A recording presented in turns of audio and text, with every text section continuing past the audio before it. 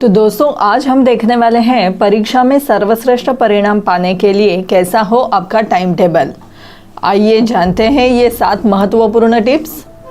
दोस्तों इस वीडियो के द्वारा हम आपको बताएंगे कि कैसे आप एक सही व प्रभावशाली टाइम टेबल बना सकते हैं जिसके अनुसार चलने पर आप इम्तिहान में बेहतरीन नतीजे प्राप्त कर सकते हैं। इन तरीकों से बनाए अपना टाइम टेबल के अनुसार पढ़ाई करना होगा काफ़ी आसान।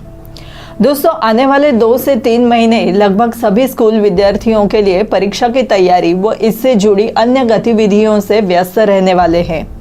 ऐसे में बहुत से विद्यार्थी ऐसे भी होंगे जो इम्तिहान आते ही पढ़ाई को लेकर दुविधा में होंगे कि क्या पढ़े, कहाँ से शुरू करें या कितना पढ़े।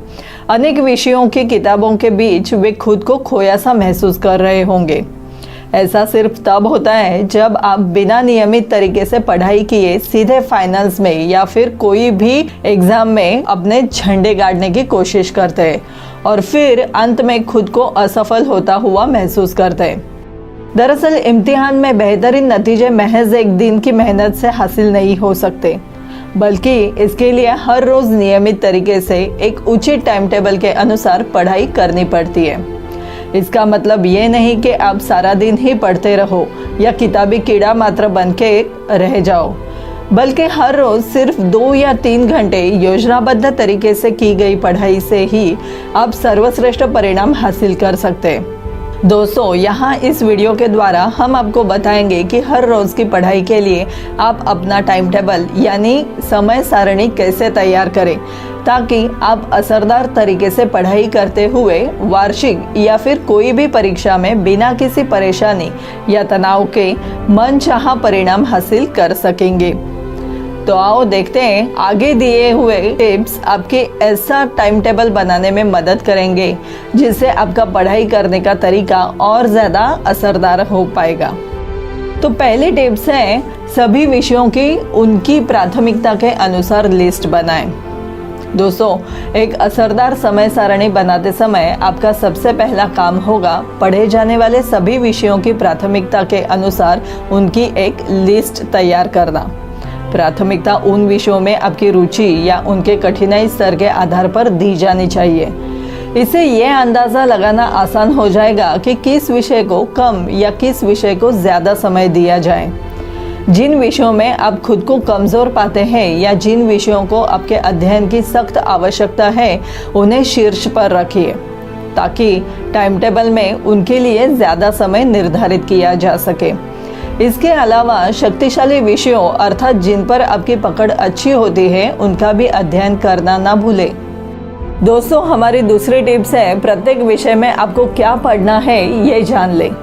विषयों की उनकी प्राथमिकता के अनुसार सूची तैयार करने के बाद अगला काम होगा उन विषयों के अंदर मौजूद महत्वपूर्ण टॉपिक्स के बारे में जानना। इसका मतलब यह है कि किसी विषय को पढ़ने से पहले आप इतना जान लें कि उसमें कौन कौन से इम्पोर्टेंट यानी महत्वपूर्ण टॉपिक्स हैं जिनको आप पर्याप्त समय दे सकेंगे। स्कूल में हर रोज़ क्लास में पढ़ाए गए पाठ्यक्रम से आप ये ज़रूर जान पाएंगे कि किस विषय में कौन सा टॉपिक कितना महत्वपूर्ण है जिसे आप घर पर जाकर दोहरा सकेंगे। आपको अपने रोज़मर्रा के कार्यों को करते हुए इतना समय ज़रूर निकालना होगा जिसमें आप रोज़ के पढ़ाए गए महत्वपूर्ण विषयों को दोहरा सकें ताकि ये विषय आपके दिमाग में पक्के हो जाएं। दोस्तों हमारी तीसरी टिप्स है अपने स्टडी टाइम टेबल को खंडों में विभाजित कर लें। किसी एक ही विषय को लंबे समय तक पढ़ते रहने से ना तो सिर्फ बोरियत आती है बल्कि अपना मन भी पढ़ाई से हटने लगता है। इसलिए अपने टाइम टेबल को सभी महत्वपूर्ण विषयों के अनुसार खंडों में बांट लें ताकि सभी विषयों को पर्याप्त समय दिया जा सके। उदाहरण के तौर पर अगर आपको हर रोज 3 से 4 विषय पढ़ने हैं तो प्रत्येक विषय को उसकी महत्वता के अनुसार 30 से 40 मिनट का समय दें। दोस्तों हमारी चौथी टिप्स है हर रोज एक ही समय पढ़ने के लिए बैठने की कोशिश करें। टाइम टेबल बनाते समय इस बात पे ज़रूर गौर फरमाएं कि टाइम टेबल की रचना कुछ इस प्रकार करें कि स्कूल से आने के बाद डेली रूटीन के अन्य कार्य ध्यान में रखते हुए आप पढ़ाई करने के लिए एक खास समय निश्चित कर पाएं। आपके द्वारा बनाया गया टाइम टेबल कुछ ऐसा हो जिससे आप हर रोज़ लगभग एक ही समय पर पढ़ाई करने के लिए बैठ सके।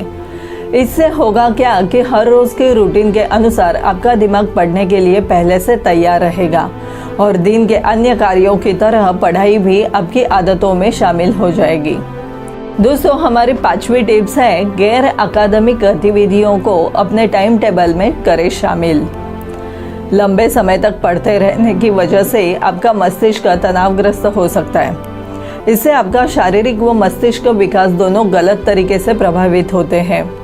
इसलिए हर स्टडी सेशन में एक ब्रेक जरूर लें, जिसमें आप पढ़ाई के अलावा कोई ऐसे कार्य करें जिनसे शारीरिक या मानसिक थकान दूर हो सके और आपको रिफ्रेशमेंट मिल सके।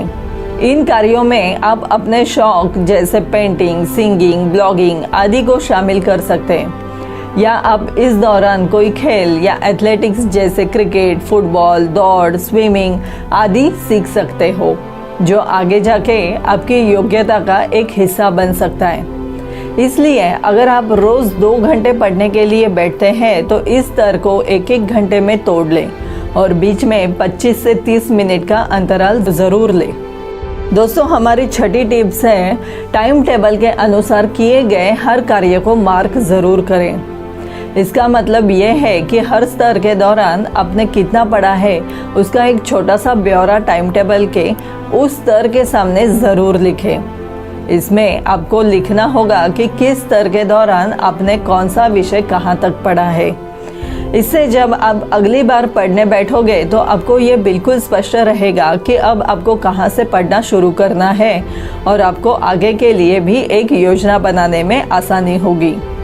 दोस्तों, हमारा आखिरी और 7वां पॉइंट है मजबूत व दृढ़ इरादे से अपने टाइम टेबल को फॉलो करें। जितना आसान है टाइम टेबल बनाना, उतना ही आसान है उससे पीछे हटना, जो कि ज़्यादातर छात्र करते हैं। कुछ दिन अपने बनाए टाइम टेबल के अनुसार काम करने के बाद विद्यार्थी फिर से पुरानी दिनचर्या पे वापस आ जाते हैं, लेकिन किसी भी कार्य को नियमबद्ध तरीके से किए बिना उसमें सफलता प्राप्त करना लगभग नामुमकिन है। इसलिए अपने अकादमिक सफ़र में विजयी होने के लिए भी विद्यार्थी को एक सही टाइम टेबल की रचना करते हुए दृढ़ इरादे से उसके अनुसार चलना होगा, तभी उसकी मेहनत को सफलता के फल लग पाएंगे। तो प्यारे विद्यार्थियों, अगर आप भी मेहनत की सीढ़ी पर चढ़ते हुए सफलता के बादलों को छूना चाहते हैं तो मेहनत के साथ साथ एक सही योजना व अनुशासन का होना बेहद ज़रूरी है, जो कि केवल और केवल एक ही समय सारणी को अपनाते हुए ही आपके जीवन में आ सकते हैं। तो दोस्तों, उम्मीद करती हूँ कि आज का मेरा ये वीडियो आपको पसंद आया होगा। आपके अगर कुछ सुझाव रहेंगे, अभिप्राय रहेंगे तो आप कमेंट्स के द्वारा मुझे भेजते रहना। और मेरा ये वीडियो देखने के लिए और सुनने के लिए धन्यवाद। आपका दिन शुभ रहे।